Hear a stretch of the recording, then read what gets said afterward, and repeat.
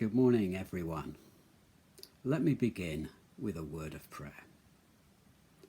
Our Father, who art in heaven, hallowed be thy name.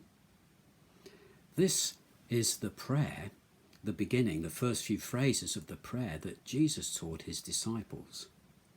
And it's found in Matthew chapter 6.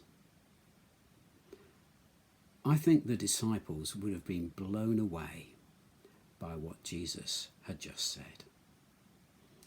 You can call God Father. Wow.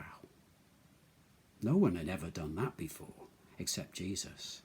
And now he invites his disciples to do the same. He's my Father and he's your Father. The word is Daddy. You can call God Daddy. Picture a loving father and imagine what that means.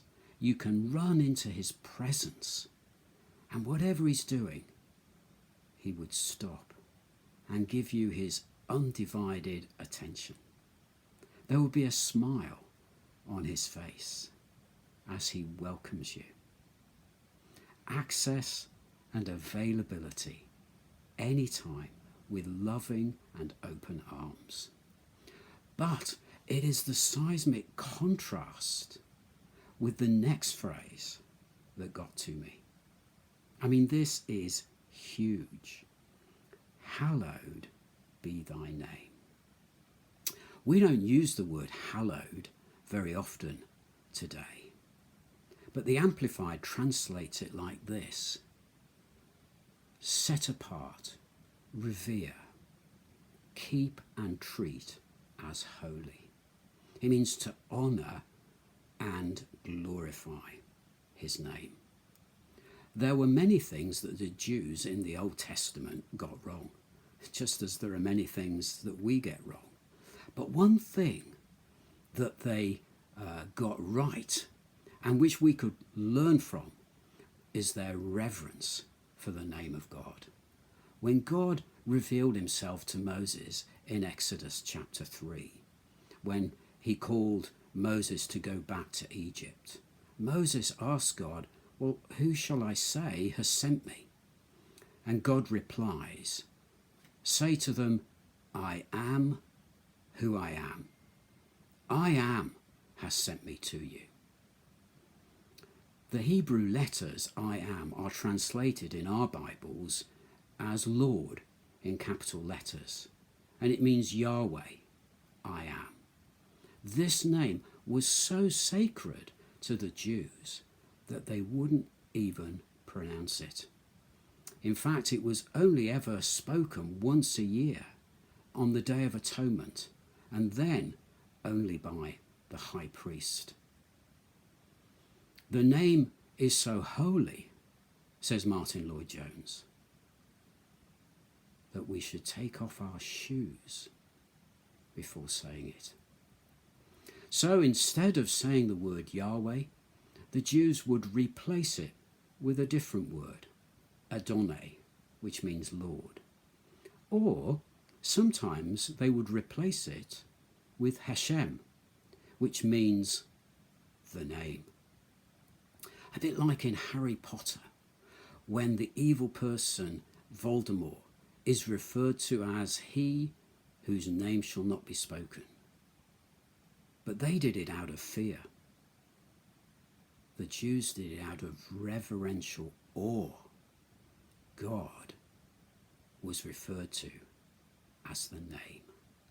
Hallowed be the name. Perhaps now we can see why the disciples were blown away. This God, whose name is so sacred and holy it can't even be uttered, we can call him Father. Wow, that's amazing. And the second thing to note about the phrase, hallowed be thy name, as that is to be our first prayer request. Beckson Will reminded us that prayer was to be our first port of call. And Jesus tells us that our first petition is not to be about ourselves, but about God's glory. Before we ask anything for ourselves, whatever our circumstances and needs, during a pandemic or not, our first priority in prayer is that God's name is to be glorified.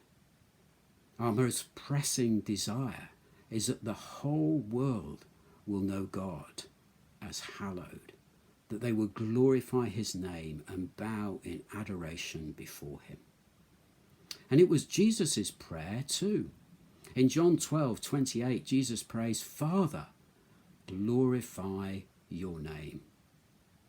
He prayed that prayer as he faced the cross, when his heart was troubled. It was a path he didn't want to take if there was another way. It was a path he chose to take because his desire was to glorify his Father's name. So whatever trouble we may be facing or have to face, COVID-19 included, we can call him Father. And let's choose to pray, your name be hallowed, your name be glorified, whatever we're going through, as we go through it with him.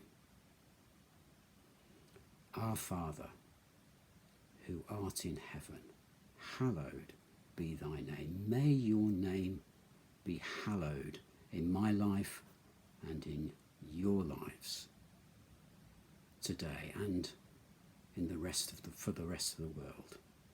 Amen.